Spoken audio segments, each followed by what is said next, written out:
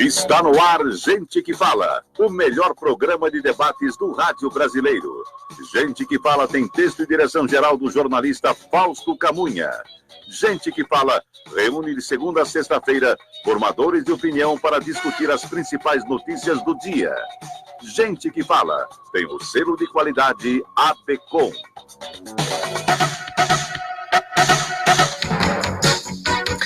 Olá, ouvinte do programa Gente que Fala, muito boa tarde, seja bem-vindo. Eu sou o Mauro Friesman, nós estamos no ar na Rádio Trianon AM 740 de São Paulo e Rádio Universal AM 810 de Santos. Você nos assiste pelas redes sociais, no Instagram, @programa Gente que Fala, e no facebook.com/programa Gente que Fala. Curta as nossas páginas, acesse o nosso blog, é o gentequefala.com.br, e nós queremos a sua participação, fazendo perguntas hoje aqui aos nossos convidados, pelos telefones 3289-3580 e 5052-5555. Eu apresento agora os nossos convidados, aliás, nossas convidadas de hoje. Aqui à minha esquerda, para você que nos vê pelas redes sociais, a delegada de polícia, Rosmarie Correia, a delegada Rose, vice-presidente do Conselho Estadual da Condição Feminina. Seja bem-vinda. Muito obrigada, Mauro. É um prazer estar de novo aqui com vocês. Prazer sempre nosso. Agora aqui à minha direita, a advogada doutora Clarissa Hofflin, advogada criminalista. Seja bem-vinda.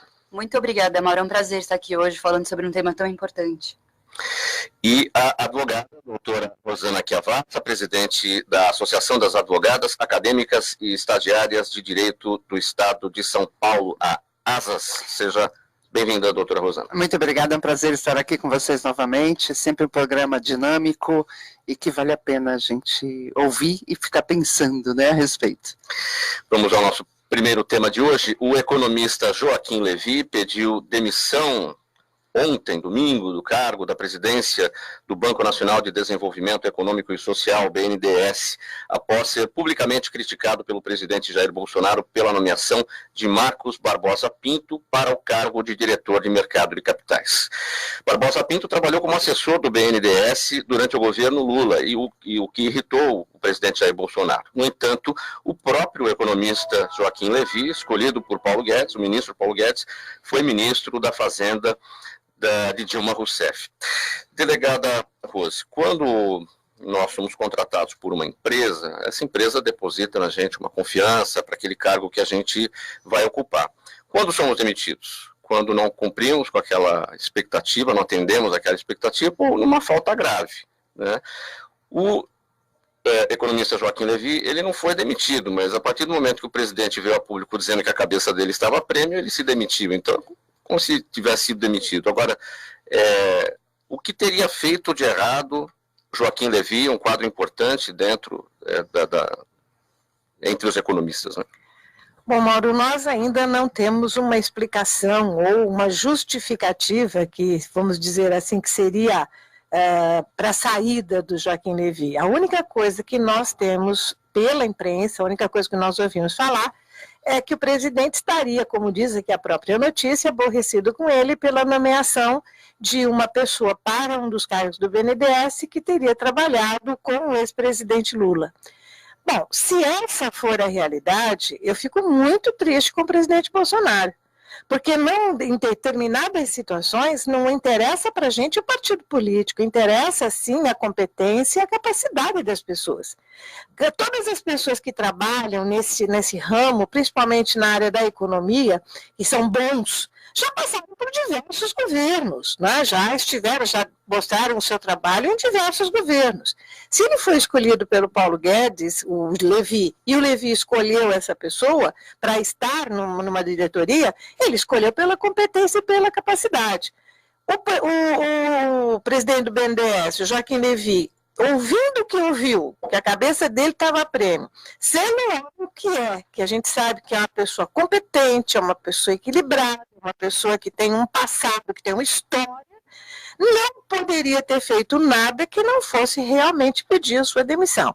Se esse foi o motivo do presidente Bolsonaro ter dito isso, eu estou aqui batendo palma para o Joaquim Levy para ele ter saído desse cargo, mas estou sentindo pelo Brasil que nós vamos realmente sentir a falta dele com a sua competência na presidência do BNDES. Até porque, delegada Rose, Joaquim Levy foi escolhido por Paulo Guedes. Exato. Bolsonaro. Então, você não pode, você tem que me dar um pouco de liberdade para eu escolher meus assessores. Não é assim. Você não pode trabalhar com qualquer pessoa, você está num cargo espinhoso, difícil. O BNDES aí tem uma CPMI lá no Congresso Nacional para ver o BNDES. Quer dizer, eu tenho que trabalhar, no mínimo, com pessoas nas quais eu confio. Então, Joaquim Levy tem o direito de escolher as pessoas que ele queira. Se esse, volto a repetir, se esse foi o motivo do Bolsonaro ter dito o que disse, eu acho que o Joaquim Levy fez muito bem de sair. Doutora Rosana, sua avaliação. Eu só estou aguardando a manifestação do Paulo, né? Eu acho que isso me preocupa, acho que ainda mais até do que a saída do Joaquim, que já está feita, né? Não sei como é que se isso vai criar algum problema dele com o presidente. Agora, eu acho que, a par disso, que é uma situação que já está consolidada, e a delegada falou nisso, como é que está essa CPI do BNDES, né? Desde que eu era pequenininha, eu ouço falar dos favores, entre aspas, que o BNDES faz a alguns poucos empresários brasileiros. Cadê isso? Eu acho que isso é tão mais importante, né? Delegada, eu fico pasma, porque realmente o que é de relevo não vem para fora ainda. Isso é uma pena.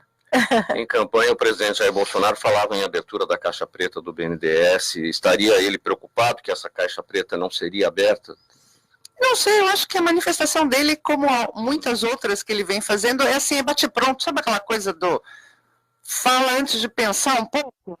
E aí as consequências vêm, né? O Joaquim simplesmente ouviu, não gostou, até porque são dois adultos falando e se retirou. Doutora Clarice. Eu concordo que o presidente, às vezes, ele acaba falando muito sem pensar e esse tipo de consequência acaba acontecendo. Eu acho uma perda enorme para o Brasil, perder um cara tão sério quanto o Joaquim Levy, enfim. Vamos esperar ver como que as partes vão se manifestar, né? Bom, agora aguardando algumas indicações, né, para a gente tentar avaliar o que pode ocorrer, né? A Rosana lembrou um ponto e eu vou dizer para vocês que agora eu fiquei mais uma preocupação. Como é que fica o Paulo Guedes nessa situação? Essa é a minha maior Joaquim Levy é uma escolha dele. Como é que ele fica nessa situação? E uma das primeiras ele vai escolhas ficar dele. quietinho e olha, ele está tomando tanta paulada e ele é um cara que está segurando essa coisa de reforma de previdência, de economia, de tudo, e está tomando paulada, está aguentando, está firme, está forte. Se de repente vem uma situação dessa e ele se chateia com o presidente, resolve ir embora também, não é perdido. Ele faz sem pensar, né? Como o presidente fez um desabafo, sim, que não poderia ter falado. Ele também, de repente, Exatamente. e aí é nós, né? Pelo amor de Deus. Não sabe de jeito nenhum. Pelo Brasil. Pelo Brasil, né? Essa situação, delegada, implicaria em algum abalo no que está acontecendo nas discussões, por exemplo, da reforma da Previdência? É um momento político delicado que pode afetar... Quem está contra a reforma da Previdência, mesmo quem está a favor, mas tem medo muitas vezes de manifestar o seu voto porque acha que vai perder voto dos seus correligionários, sempre encontra um motivo para ter uma pausa, sempre encontra um motivo para procrastinar toda essa coisa da discussão, projeto, tudo mais. Então, eu tenho quase certeza que hoje, por exemplo, a Câmara vai segunda-feira, não sei se todo mundo vai trabalhar, né? Mas muita coisa vai ferver naquele Congresso Nacional no intuito de tirar o foco da reforma da Previdência para ficar falando sobre a saída de Joaquim Levy. Posso fazer uma pergunta para a delegada? Delegada, a sua experiência lá, né? Deve ser muito difícil verificar debaixo da mesa, né, o que está acontecendo, que não vem a público para o brasileiro nas votações, não é? É muito complicado. Eu tenho o maior respeito pelo Legislativo, mas eu quero aqui de pronto dizer para vocês, não volto mais, não me candidato mais. Tenho certeza, infelizmente. Então é óbvio. Mas a senhora já foi até líder de governo? Já. Eu fiquei durante 16 anos, 4 mandatos, fui líder de bancada, fui líder de governo, eu fui líder de uma bancada do PMDB, onde você tinha Arnaldo Jardim, onde você tinha Gilberto Nascimento, onde você tinha Hebe Rezec, nomes, né? Eu, assim, não era bem recém-chegada, eu já estava no meu 3º mandato, liderando esse pessoal todo. Então, foi uma experiência riquíssima, foi muito bom, mas a senhora tem razão, é muito complicado. É muito complicado quando você quer fazer, você quer se dedicar, aliás, você se dedica, você batalha, e meia dúzia acaba fazendo com que o legislativo caia. E pensa no bem público, coisa que é a única coisa que eu amo. Infelizmente, existem alguns que pensam no seu próprio umbigo, né? E não naquilo que interessa para a população e pela qual foram eleitos, né? Temos gente boa, nós não podemos também generalizar. Nós temos gente muito boa, gente que trabalha muito, que se dedica, que é honesta, que é transparente, que sabe, que também está irritada, está frustrada com essa situação que vem acontecendo. Doutora Clarice, sua avaliação em relação a um respingo nessa situação de o momento de discussão da reforma da Previdência, até uma semana curta, quer dizer, a gente pode até perder esse momento agora. Eu acho que com certeza isso tudo vai abalar, sim, né? Já está tão difícil passar essa reforma, que é tão necessária para o país, e todos esses desencontros que acabam acontecendo por conta do que o Bolsonaro acaba falando, acaba sim respingando, com certeza. Agora, é uma tristeza, viu? Eu sei que não é bem o assunto, mas tudo diz respeito, né? É uma tristeza o que esse povo está fazendo com o Sérgio Moro. Gente, isso é um horror. Quer dizer, se o cara tivesse pego alguma coisa onde o cara tivesse dito que quer dinheiro, que guardou dinheiro na cueca, que é corrupto, que precisa acertar, que eu vou fazer isso porque eu vou ganhar aquilo, não. A única coisa que pegaram é o cara trabalhando, trocando ideia. Que tempo do pai. Justos. Isso. Mas, por outro lado, eu acho que nosso sistema judiciário não comporta, né, um juiz... Não, o sistema judiciário não comporta o STF que nós temos, não comporta uma série de advogados que nós temos, não comporta o AB Federal pronunciando da maneira com que se pronuncia, e você vê na rede social que esse povo está lendo. Poucos advogados ditos criminalistas que pensam mais em si próprios do que no Brasil como um todo, porque é óbvio que o direito constitucional de defesa está lá pregoado, João Joaquim, José, todo mundo tem direito de defesa. Mas gente, hora do Brasil, sim. Pelo amor de Deus, né? Vamos pensar um pouquinho. Aquela Lava Jato foi importantíssima, e eu tenho minhas dúvidas também com relação à veracidade dessas notícias, né? Mas se se apegasse nesse tipo de coisa, Não, desculpa. Surgiu uma pergunta aqui que eu quero fazer para a doutora Clarice, que é advogada criminalista. O que um juiz pode conversar tanto com promotoria quanto com a defesa? Na verdade, o juiz, ele tem que ser uma pessoa isenta. Os fatos chegam para ele tem que julgar de maneira completamente isenta. Ele não pode combinar com uma das partes, seja com o advogado, seja com a acusação, anteriormente, antes dos fatos chegarem para ele julgar, ele não pode combinar que a pessoa faça isso, faça aquilo, dá dicas do que ele tem que investigar, do que ele não tem. O juiz tem que ser isento, o juiz não tem poder para investigar. Vamos fomentar. Promotor também não tem esse poder, delegado também não tem esse poder, e advogado também não tem o poder de auxiliar investigações e conduzir investigações. A senhora é uma advogada que vem numa linha mais jovem, parabéns, uma linha que olha para o todo, mas nós temos desculpa o termo, eu vou corrigir, nós temos alguns já com décadas de vivência e que não pensam assim como a senhora, né? Então aí fica complicado. Eles podem tudo. Mas a gente sabe que no dia a dia as partes acabam conversando, sim. Claro. Porque o juiz está ali no dia a dia com o promotor. Exatamente. Mas o que eu acho que ele não pode é se intrometer na investigação. É dar dicas pro Ministério Público, vai por aqui, vai por ali. Aí eu acho que subestimar o representante do Ministério Público, achar que ele é burro a ponto de ter que dar dica, ou são trocas de ideias? Porque seria o mesmo que um juiz falar para um advogado, só acha melhor isso é subestimar a inteligência do advogado e do promotor. Eu acho que trocar ideias é uma coisa. Orientar, obviamente, não pode. É isso. Mas eu acho muito difícil. Eu acho que é prematuro também para a gente dizer. Eu tenho, de verdade, muita dúvida com relação à veracidade dessas...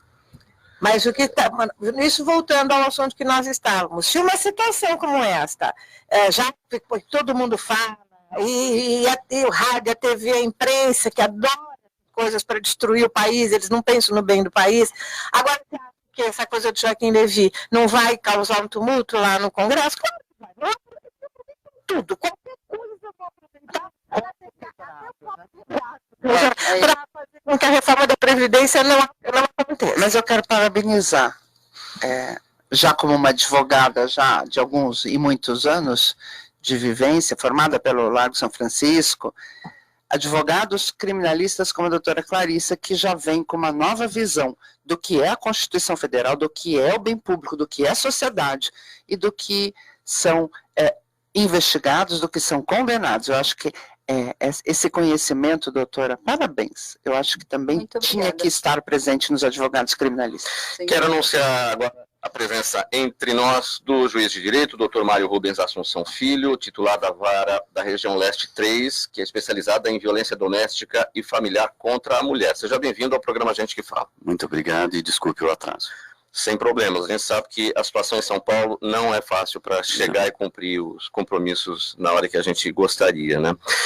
Antes do nosso tema aqui com o Dr. Mário, nós vamos aqui ouvir um recado da Prefeitura de São Paulo. Você está ouvindo Gente que Fala. Tanta besteira na cidade. Coleta com demarcado. E você prefere ficar aí na calçada? Você querendo esse poder? Provocar alagamento? Causar doença? Coloque-se no seu lugar. Estou falando com você. Pessoa, sua garrafa de refrigerante vazia.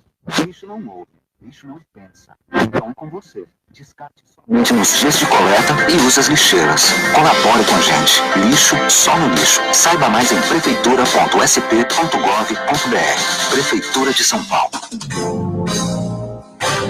Você está ouvindo Gente que Fala. Você está na rádio Trianon AM 740, ouvindo o programa Gente que Fala, 12h21 em São Paulo. E vamos agora aqui ao nosso próximo tema. A Polícia Paulista prendeu na semana passada Agnaldo Santos Pereira Júnior, acusado de perseguir, ameaçar e importunar sexualmente cerca de 30 mulheres jornalistas, assessoras de imprensa e modelos. Ele se passava por produtor da TV Record para conseguir contato de jornalistas e acesso a eventos, e depois as perseguia e as ameaçava. Agora as vítimas defendem uma lei que reconheça e puna esse tipo de crime, conhecido como stalking, ou perseguição insidiosa. Doutor Mário, o senhor tem uma proposta de tipificação do crime de perseguição insidiosa, a partir de um projeto de lei que já tramita na Câmara dos Deputados, é o 5.419 de 2009, do deputado Capitão Assunção, é isso? É isso mesmo. Na verdade, de 2009, né? Então, temos 10 anos aí de projeto de lei, só que, na verdade, nós já temos 8 projetos semelhantes e que estão apensados a esse projeto. Sim. 2 do Senado e 6 da Câmara dos Deputados, né? Então, está um grande trâmite e agora eles estão começando a falar sobre exatamente o que é essa tipificação e como é que nós vamos colocar essa conduta em lei. O que é o stalking ou a perseguição insidiosa? Esse é o grande problema.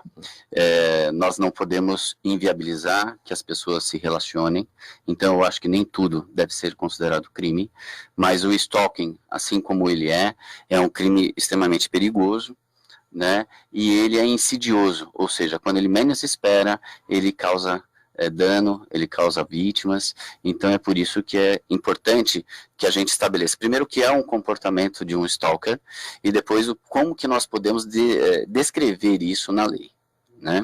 Hoje o Agnaldo Santos Pereira Júnior preso, ele é acusado de perseguir, importunar, enfim, essas 30 mulheres jornalistas. Ele é um stalker. Agora, qual é a prova de materialidade desse tipo de delito? E aí começa a primeira dificuldade, porque é um comportamento, é uma habitualidade. não é um crime instantâneo que a gente chama. Não é um ato em si que se faz um stalker. O stalker é aquele comportamento insidioso e perene, e ele constante. Ele não deixa de perseguir a vítima.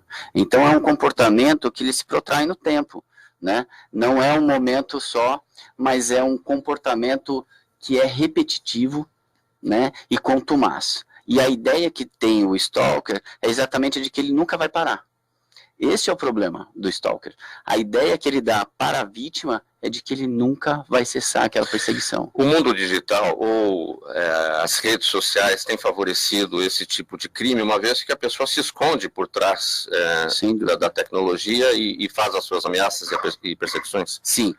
Nós, juízes da violência doméstica do Brasil, nós temos um encontro nacional e nós temos um grupo formado e a gente apresenta algumas emendas, algumas proposições de lei.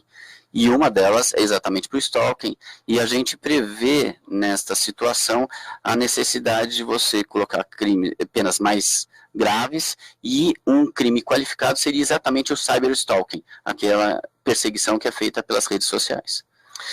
Nós vamos conversar agora por telefone com a Ellen Oliveira. Ela é jornalista, é uma das 30 mulheres jornalistas que foram perseguidas por este stalker, o Aguinaldo Santos Pereira Júnior, que foi preso na semana passada. Boa tarde, Ellen. Olá, Mauro. Boa tarde aos convidados, boa tarde a todos os ouvintes.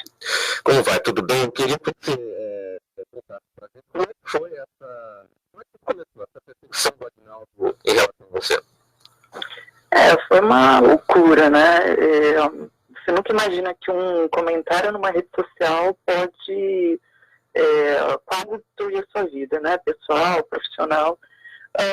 Uma colega, num grupo de Facebook, um grupo voltado para profissionais de imprensa, postou uma mensagem que o Aguinaldo, depois de 3 anos, tinha voltado.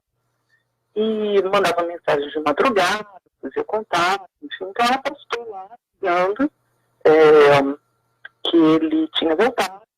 E alertando, né? Assim, para que as pessoas bloqueassem o número dele e estava de volta no cenário. E eu comecei a me preocupar, porque foram mais de 100 relatos de pessoas falando que conheciam, que tinham sofrido assédio dele, enfim, né? Algumas pessoas até furto. E aí eu lembro que eu escrevi assim, eu falei, mas gente, olha, não basta reclamar em um grupo. Vocês têm que fazer boletim de ocorrência, vocês têm que representar, porque aqui ele não consegue ser punido. Só que a gente não sabia que ele estava no grupo. E como ele se passava por jornalista, enfim, ele estava infiltrado no grupo e ele foi fazendo o print de todos os comentários e começou a fazer contato com as pessoas. No primeiro momento ele me adicionou, quando ele já imediatamente bloqueei todas as redes. Só que ele já tinha entrado no LinkedIn, já tinha pesquisado a minha vida, sabia onde eu trabalhava. E aí começou uma procura. Mas, uma única semana ele chegou ali a 37 vezes. Ameaçou todos os meus colegas de trabalho. No primeiro momento ele se passou por um delegado do tempo. E aí depois ele já se apresentava com o seu nome e fazia todo tipo de ameaça,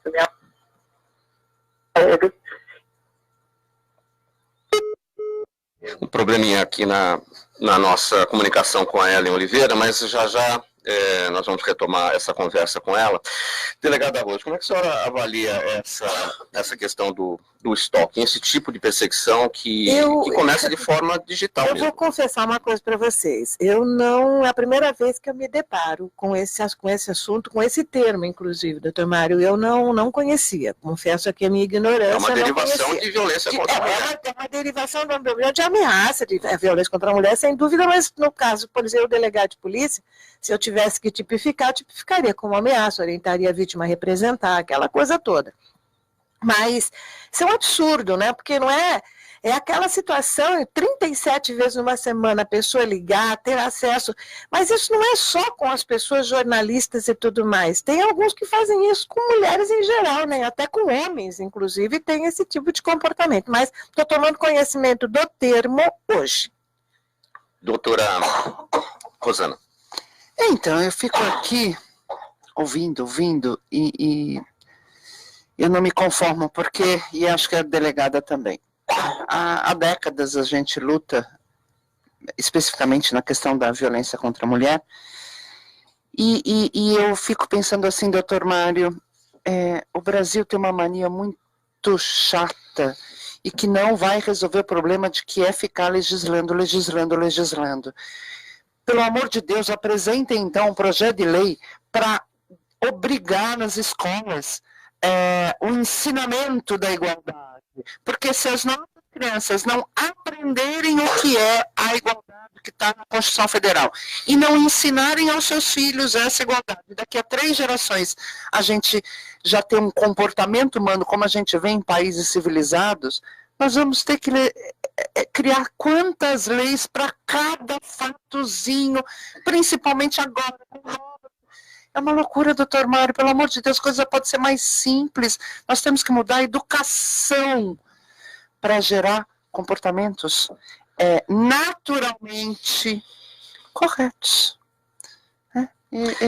Para mim é isso, Mauro. Eu fico... Claro, eu acho um avanço, mas nós temos que começar a olhar para a prevenção e não só para ficar apagando fogo, porque cada hora vai ter um crime novo. E não é possível. E desde 2009, quer dizer, não dá. Pelo amor de Deus, quem ainda está, né, vocês têm esse poder com esse grupo de chegar lá em cima e falar, vamos mudar e vamos tentar plantar e não apagar incêndio. Doutora Clarissa, como é que o direito criminal observa essa nova modalidade de perseguição às mulheres? Então, eu acho, apesar de muito louvável a iniciativa de legislar, de fazer esse novo tipo penal de stalking, me parece que já existe assédio sexual, importunação ofensiva ao pudor, ameaça, crime contra a honra, enfim. Não acho que vai ser nada de tão novo, e concordo com a doutora Rosana no sentido de que está na hora da gente melhorar a nossa cultura, né, educação, e não só legislar. Eu acho que a gente tem ainda uma sociedade muito machista, está difícil equiparar a mulher do homem, por mais que a gente venha nesse movimento já de uns anos para cá.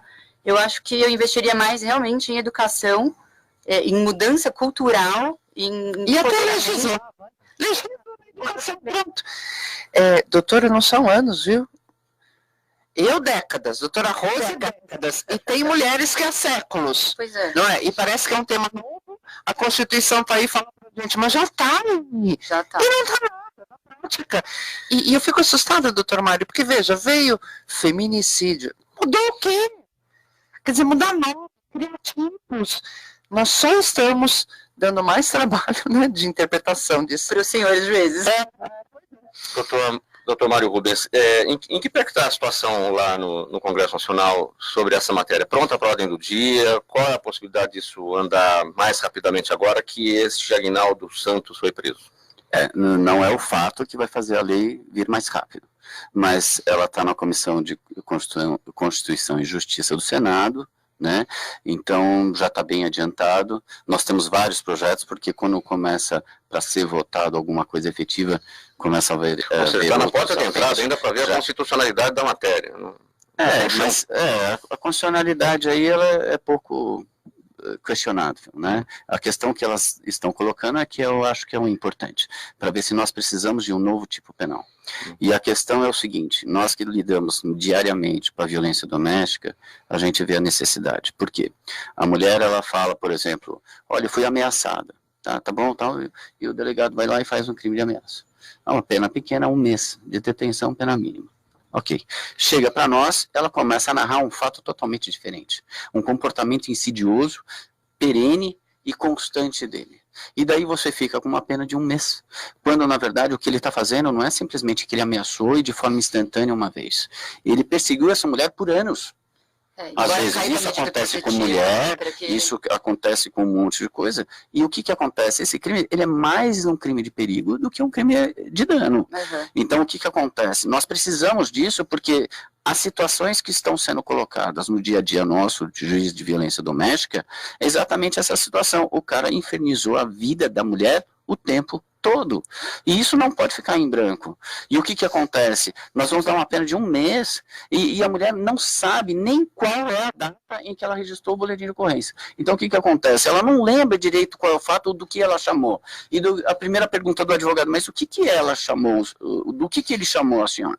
Ele ameaçou com o quê? Ela fala, olha, foram tantas as vezes que eu não lembro do qual que nós estamos falando. E por mais que você vá lá trazer de 2016 um fato que ele a ameaçou com faca, ela fala, não, foi tantas, essa aí foi até a mais leve, mas foi aquela que efetivamente eu fui até a delegacia. Então o problema do stalking, ele é muito mais presente hoje. O que acontece? Na hora que você tem um comportamento insidioso e perene, constante, você não precisa que o delegado fique tecendo minúcias para saber qual foi aquela ameaça. A gente perde tempo naquilo, quando na verdade o fato é muito mais grave. Quando ela consegue demonstrar, por exemplo, chega no testemunho, não, ele sempre fez isso contra ela, ele sempre esteve atrás dela, ele não larga, ele vai no trabalho dela, ele vai na casa da mãe dela, ele vai na casa dela, ela muda de casa, ele vai atrás, quer dizer, e não é necessariamente uma ameaça. E o problema é esse vácuo que tem, porque às vezes esse comportamento não tem uma ameaça, mas tem um comportamento que é 10 vezes pior do que uma ameaça. É nesta lacuna que vem esse tipo penal. Então eu estou sentindo falta nisso. E daí, sobre a questão de ter coisas para a sociedade, por exemplo, eu acho que é a primeira vez que eu trabalho em 20 anos como magistrado, em que o juiz vai fazer programas. Então, nós temos programas contra os agressores, para diminuir a reincidência. Nós temos programa para as vítimas, para falar sobre a conscientização. Programas que nós vamos à escola, o juiz vai à escola, exatamente para falar sobre o que é equidade, o que é gênero, né? O gênero que ficou conhecido aí como uma disputa. O que é gênero é do mal, coisa assim. Não, gênero simplesmente é uma questão de igualdade, de tratar o outro como semelhante, como pessoa. Não é porque é mulher, não é porque é LGBT, que ela é diferente. Ela é uma pessoa normal e que tem que ter tudo do que o outro tem. A gente não pode perder a oportunidade, eu acho que... Não. É tão difícil a gente ouvir o juiz dizer isso, né? A gente luta por isso há tanto tempo, e o trabalho que o doutor Mário realiza, e se Deus quiser, espero que com outros tantos, mas é um trabalho que eu conheço, é um trabalho lindíssimo, é um trabalho que, para nós, que trabalhamos nessa área, que lutamos pelas mulheres nessa área, para a gente até um balde. Diante de tantas coisas ruins que a gente ouve no dia a dia, a gente vê que existem juízes como o doutor Mário que conhecem a situação, que conhecem a causa e trabalham, inclusive, em todas as linhas, em todas as frentes, para tentar minimizá-las. Doutor Mário, só esclareça, então, que ser feminista não é palavrão, não é xingamento, que somos normais, só isso. E eu me considero como feminista, só para... Não, mas quando eu seja uma escola, eu estou sempre, a Rose também, a gente fala, sou feminista, a gente vê meninas. As pessoas confundem feminismo com femismo, né? O feminismo é o movimento das mulheres por ter igualdade de gêneros. É a luta para a gente ser igual. O feminismo não, ele é radical, as mulheres são melhores do que os homens. Então, mas as pessoas confundem. Então, mas eu não estou falando... exatamente. É um movimento que fez com que as mulheres votassem, por exemplo. O feminismo sempre foi tido como palavrão. Sempre. E ainda vai ser. Testemunho pessoal. Há 34 anos atrás, quando iniciou a Delegacia de Defesa da Mulher, eu já tinha 10 anos como delegada de polícia e mais 4 anos como escrivã. E a primeira pergunta que os repórteres faziam para mim é: a senhora é feminista? Eu não sou.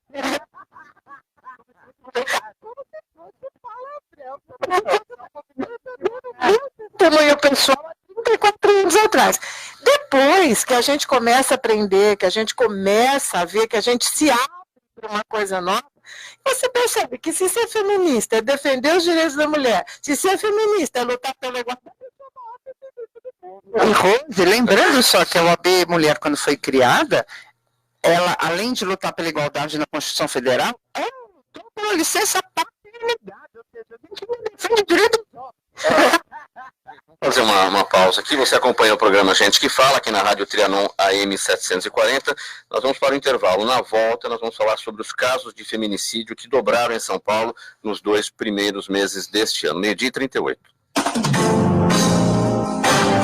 Você está ouvindo Gente que Fala.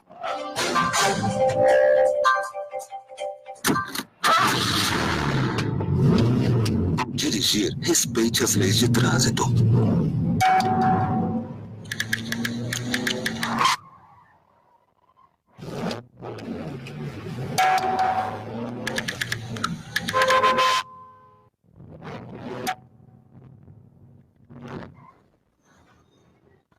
O recado é claro. Ao volante, nunca use o celular. Uma campanha da Prefeitura de São Paulo.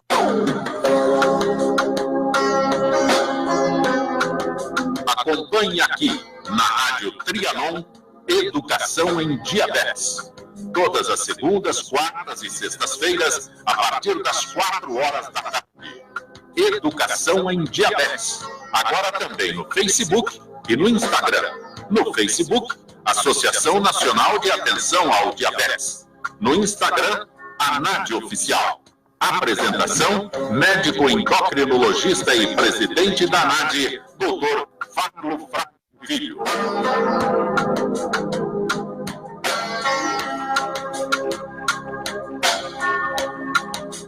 Tanta lixeira na cidade. Coleta a programação. E você vai ficar no passado? Está querendo que poder? Colocar alagamento? Causar doença? Coloque-se no seu lugar. Eu estou falando com você. Sua garrafa de poder é vazia. Isso não muda. Isso não pensa. Então é com você. Descarte somente nos dias de coleta e use as lixeiras. Colabore com a gente. Lixo só no lixo. Saiba mais em prefeitura.sp.gov.br. Prefeitura de São Paulo. Você está ouvindo Gente que Fala. 12h40 em São Paulo, de volta aqui na Rádio Trianon AM 740 com o programa Gente que Fala. E agora o assunto grave, delicado e discutido do momento, que é o feminicídio. A gente falava a respeito disso no bloco anterior. Diariamente, várias mulheres no mundo inteiro sofrem violências físicas e abusos morais por parte de seus companheiros. Elas são espancadas, estupradas, mutiladas, humilhadas e até mortas por esses homens. É um crime covarde e hediondo que precisa ser duramente combatido. Exatamente por isso, o governo do estado de São Paulo está sempre em busca dos meios mais eficientes que existem para que essas mulheres possam se defender, como a criação das 10 delegacias da Mulher 24 Horas, tanto na capital quanto no interior, e o aplicativo SOS Mulher, que permite chamar a polícia em caso de emergência com um único toque. Portanto, olha, se você é vítima ou conhece alguém que sofre esse tipo de violência, não se cale. Denuncie imediatamente, porque antes que seja tarde demais. Feminicídio, repudie e denuncie. Na contramão da queda da maioria dos crimes violentos no estado de São Paulo, os casos de feminicídio dobraram em 2009, seguindo uma tendência de crescimento em todo o país. Na verdade, dobraram nos 2 primeiros meses deste ano. Desde 2015, a legislação prevê maiores penalidades a homicídios que envolvam a violência doméstica e familiar, ou menosprezo, ou discriminação à condição da mulher. Os casos mais comuns desses assassinatos ocorrem por motivos como a separação e a maioria dentro de casa. Delegada Rose, em que momento de uma turbulência dentro de casa entre marido e mulher, namorado e namorada, parceiro e parceira, costuma acontecer o feminicídio? Bom, em primeiro lugar, a gente tem que esclarecer o seguinte: o feminicídio é um crime de ódio, é um crime de vingança. Acontece mais dentro de casa. Por quê? Porque na realidade, ele é o ato das violências que a mulher já vem sofrendo durante toda a sua vida. Violência moral, violência psicológica, violência física. É o ápice. Agora, por que acontece no momento de separação? Porque a mulher lê o jornal, ouve a televisão, ouve gente falar, dizendo: tem delegacia da mulher, tem atendimento social, tem atendimento psicológico, tem abrigo, tem campanha contra isso. Então, não fique sofrendo violência, denuncie. E essa mulher, então, se empodera, ela cria coragem, na realidade, para poder fazer a sua denúncia do cidadão. Não, vou embora e vou denunciar. E é onde ele se manifesta e ela acaba sendo assassinada. Agora, a minha grande preocupação, por que está aumentando? Por que está desse jeito? Será que as portas de entrada dessa mulher estão trabalhando direito? Porque a porta de entrada é delegacia e hospital. Se ela não for acolhida dentro dessa porta de entrada, ela não tem condição de entrar nessa rede que realmente existe. Mas ela tem que entrar. E para ela entrar, ela tem que ser ou através da delegacia ou através de um hospital.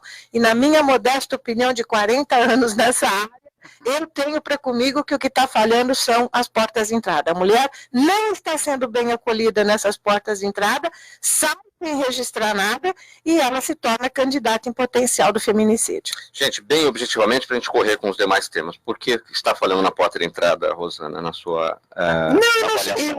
A minha avaliação é um pouco diferente. Eu tenho dúvidas se aumentou o número ou se cada vez mais as mulheres têm coragem de ir denunciar. Eu fico nisso ainda. Acho muito, de repente, aumentar tanto assim. Aqui o feminicídio é fato, então ele aumentou mesmo. Aumentou, Rosana, aumentou. Você olha isso. Anteriormente ao feminicídio. Só um detalhe. Antigamente não era qualificado como feminicídio. Nós temos de 2015 isso para cá.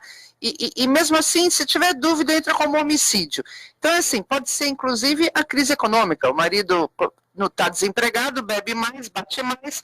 Então, assim, eu não acho que dá para detectar imediatamente o porquê. Camila. Clarissa. Eu acho a mesma coisa. Eu acho que o feminicídio ele já é o último ato do ciclo de violência doméstica, porque a violência doméstica a gente sabe que ela é física, moral, sexual, financeira. Então, para chegar no feminicídio é porque ela já passou por todos os outros estágios e não procurou ajuda. Ou se procurou ajuda, essa ajuda não foi efetiva. Então, realmente, eu concordo com a doutora Rosana de que o problema deve estar aí na delegacia, nos hospitais, enfim. Doutor Mário. Eu tenho um dado estatístico que eu faço nas audiências e os policiais militares, eles me relatam que dos 10 casos que ele atende no dia, 8 são violência doméstica.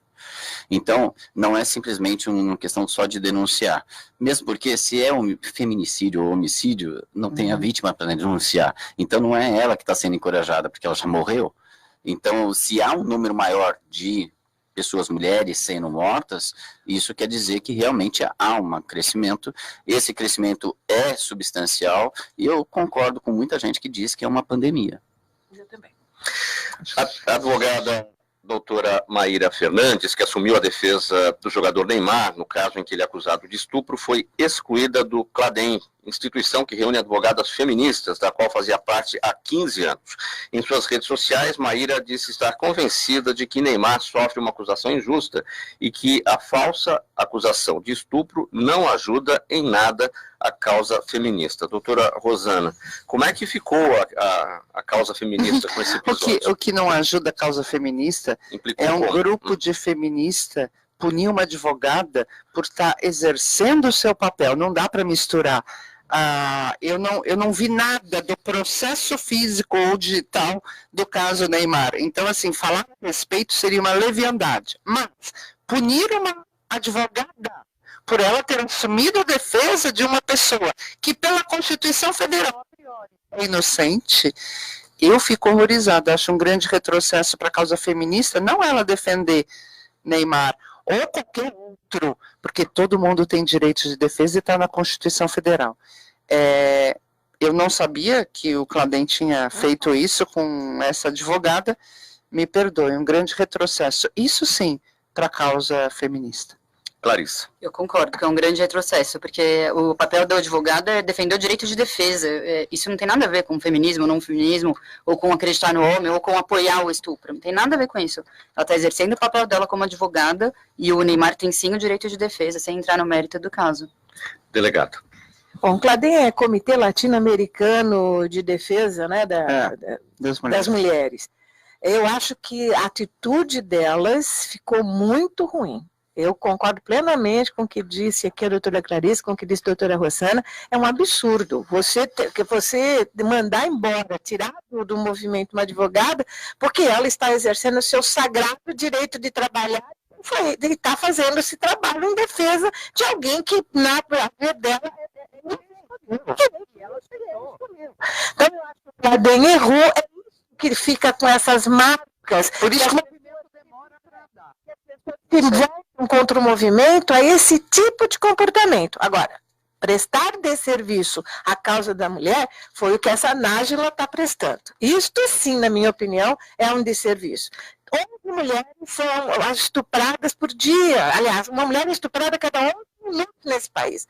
Mulheres têm uma dificuldade enorme de denunciar esse crime porque realmente elas são desacreditadas. E aí faz o que está fazendo, sem ter elementos materiais que realmente comprovam que houve estupro. E aí você já pega os oportunistas que criam a lei Neymar da Penha, você pega pessoas que já são contra o movimento. Então, essa Nájila prestou um grande desserviço à causa feminina. E o Cladem, me desculpe, eu tinha pelo me decepcionei. Eu fui vítima de estupro e, a partir desse momento, como advogada, que eu fui no começo de carreira criminalista, nunca aceitei pegar um caso de júri, homicídio com estupro, porque eu sabia que eu não conseguiria exercer a defesa daquele cidadão. Então, o profissional tem que ter essa ética interna de saber, vou ajudar ou não cumprir a Constituição Federal. Se essa doutora Maíra achou que podia defender Neymar, ela nunca podia ser punida por este fato. Isso é muito triste. Doutor Mário Rubens, sua avaliação. Não, eu concordo com tudo que foi dito aqui, e eu acho mais que tem um chavão que falam que lugar de mulher é onde ela quiser. Se ela quiser defender o homem, ela que defenda. Não vejo nenhuma impossibilidade disso. A questão é, você se sente bem para defender? Estar com a sua consciência é uma questão moral, mas não pode ser uma questão ética. E se na medida em que você tira uma pessoa por uma questão ética, você está falando que ela não pode estar onde ela quiser. O presidente Jair Bolsonaro usou a cerimônia de entrega das chaves do Minha Casa Minha Vida em Belém para pedir ao público e autoridades presentes pressão sobre o Congresso Nacional pela aprovação do decreto que flexibiliza o porte de armas no país. Abre aspas para o presidente. Eu apelo para que não deixem o Senado e a Câmara derrubar o nosso decreto das armas. Fecha aspas. O presidente Jair Bolsonaro disse que o objetivo da lei é permitir ao cidadão de bem, se assim desejar, ter uma arma dentro de casa. Doutora Clarissa Hofflin, antes de mais nada, e essa pressão sobre o Congresso? Pois me parece um pouco absurdo, né, no meu entendimento. Primeiro porque eu acho que o decreto do Bolsonaro, ele acabou usurpando um pouco o poder do Legislativo. O papel do presidente não é legislar, e sim, no máximo, regulamentar uma lei. Eu acho que o decreto acabou legislando a partir do momento em que ele flexibilizou, ele colocou requisitos objetivos para a pessoa poder ter porte e posse de arma. Então, eu acho que está certo, sim, o CCJ de ter colocado para votar, se eu não me engano, eles vão votar amanhã. Inclusive, tem ações também no Supremo Tribunal Federal para discutir a legitimidade, a constitucionalidade desse decreto. Mas, fora tudo isso, a gente está aqui falando sobre feminicídio, me parece que flexibilizar nessa altura, o porte e posse de arma vai aumentar, sim, o feminicídio. Eu acho um grande retrocesso, porque a gente já sabe, o Brasil é o 5º país do mundo com maior índice de feminicídio. E a gente vai aumentar a posse de arma, vai aumentar o porte de arma. A gente sabe que esses crimes acontecem, sim, dentro de casa, com as pessoas que têm porte de maneira lícita. Enfim, eu sou contra, mas essa é a minha opinião. Um eventual aumento seria apenas uma situação, né? Um eventual aumento do feminicídio, né? Exatamente. Muitos outros tipos de crime. Fora os outros, exatamente. Doutora Rosana. Vou ter que ser do contra. O feminicídio acontece com pau, com garrafa, arma branca, com as mãos, não necessariamente o porte de arma. Eu coloco a seguinte pergunta: quantas mulheres nós temos vivendo por aí, isoladas em regiões de sertão e que não tem defesa alguma? Quer dizer, eu acho que a discussão é mais séria. Eu acho que tem que haver, talvez, ouvir de novo o povo brasileiro, talvez um pouco mais maduro, poder votar. Mas eu não vejo problema de uma pessoa ter. Se ela é maior de idade, vacinada, ela tem e se responsabiliza pelas consequências do seu ato. O maior direito que nós temos da Constituição Federal, para mim, é o livre-arbítrio. Se a Constituição Federal me dá o direito de ser o que eu quiser, me responsabilizando pelas atitudes e condutas que eu tenha, qual é o problema? E só uma coisa, rapidinho, eu estou olhando o relógio aqui. Eu sou contra o positivismo brasileiro. Eu acho que fez muito bem para a sociedade brasileira a judicialização de algumas questões, ou seja, em tese o judiciário não poderia, entre aspas, falar em algumas questões, mas diante da omissão do Estado ele foi lá e fez. bárbaro. Acho que o Congresso também pode, eventualmente, corrigir, como o presidente também. Eu acho que nós estamos num mundo tão diferente que a gente ficar dentro de casinha, pode isso, não pode aquilo, eu acho que todo mundo pode, desde que com bom senso, olhando a lei, e está indo para votação. Então, eu acho que o Congresso vai vetar, mas eu acho que sempre que falam não para mim, eu fico meio do contra, entendeu? Porque eu sou livre, maior, vacinada e eu tenho direito a decidir. Eu não quero um Estado paternalista. O Brasil não precisa mais disso. A nossa população não precisa de pai mais. Delegada Rose, queria ouvir a sua avaliação, considerando que a senhora foi parlamentar, esse tipo de pressão sobre o parlamento, porque o deputado está lá para votar conforme a consciência dele. Claro, tem a base do governo, tem a oposição, enfim, tem lá os ajustes que são feitos, mas pressionar o... Não adianta nada. Não adianta nada. E os deputados estão lá para votar por aquilo que for o melhor para a população. Eles tinham que esquecer um pouco deles e pensar um pouco mais na população.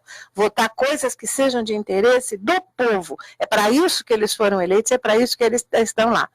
Eu quero dizer a você o seguinte, eu não sou contra o decreto do porte de armas. Eu acho que se as pessoas têm que ter requisitos, têm que ter fiscalização, eu acho que é um direito que elas têm, e concordo que em gênero, número e grau que a doutora Rosana disse, o feminicídio, a maioria deles acontece por arma branca, é faca, é facão, é machado, é com a mão, é com pedaço de pau, é física, não são os que acontecem com armas de fogo. A pessoa está querendo jogar nas costas da mulher, que olha, agora a mulher vai ser muito mais morta, porque vai liberar arma, que por isso que não pode ter. Mas não é verdade. Se você fizer o levantamento, você vai ver que elas não morrem, a maioria, por armas de fogo. Vai acontecer? Vai.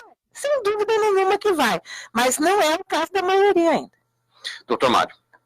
Bom, também acho que cercear direitos não é a grande questão, né? A grande questão é da educação. E a grande mensagem que eu estou vendo por aí é uma questão assim, olha, agora pode usar armas, sempre pode, sempre pudemos ter em casa armas. A questão não é essa, a questão não é incentivar o uso de armas, a questão é como você vai ter armas em casa ou não, porque isso já foi decidido por plebiscito. Então, eu acho que precisamos que nas escolas a gente fale o que o presidente não quer é colocar a arma na mão de todo mundo. Ele não está incentivando o uso, ele só está falando, regrando, porque muitas pessoas iam para o fórum porque deixaram de registrar no seu tempo, ficou muito burocratizado, ficou na mão de muita gente, e quando você cria dificuldade, né? Cria facilitadores. Esse é o problema. O presidente Bolsonaro chegou a dizer que a população tem que estar armada para evitar golpes de Estado. A declaração dele. Essas são aquelas coisas que ele também fala.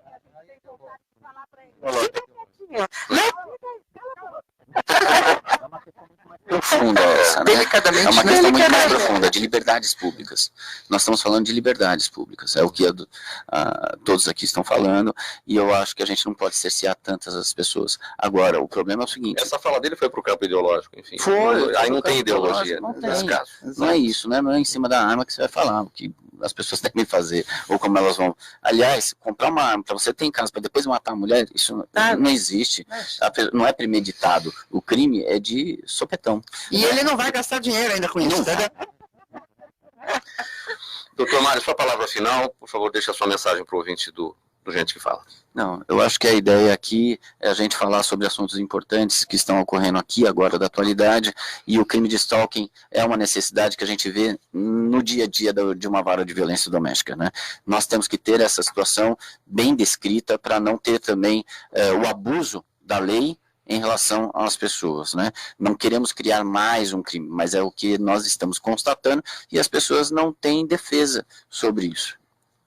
Delegada Rose, sua palavra final. Quero dizer a minha satisfação em ter feito parte dessa mesa hoje. Fazia tempo que eu não via a doutora Rosana. O doutor Mário eu vi recentemente na virada feminina, Clarice eu não conhecia, então foi um prazer estar participando dessa mesa e discutir esses assuntos que são muito caros para mim, principalmente aqueles que dizem respeito à mulher. Doutora Clarissa Hofflin, palavra final. Eu agradeço a presença, acho que também tudo que a gente discutiu aqui hoje foi muito importante e é ótimo esse debate, um concorda, o outro discorda, isso é a democracia, gostei muito, obrigada. Doutora Rosana. Obrigada, parabéns, doutor Mário, pelo trabalho. Rose, prazer de novo estarmos juntos. Clarice, vem para a luta, mulher, vem para a luta. Prazer. Muito obrigado a presença de vocês todos. E antes do nosso encerramento, mais um recado da Prefeitura de São Paulo. Tanta lixeira na cidade, coleta com dia marcado. E você prefere ficar aí na calçada? Tá querendo entupir bueiro? Provocar alagamento? Causar doença? Coloque-se no seu lugar. Eu tô falando com você, sua garrafa de refrigerante vazia. Lixo não ouve, lixo não pensa. Então é com você. Descarte somente nos dias de coleta e use as lixeiras. Colabore com a gente. Lixo só no lixo. Saiba mais em prefeitura.sp.gov.br. Prefeitura de São Paulo.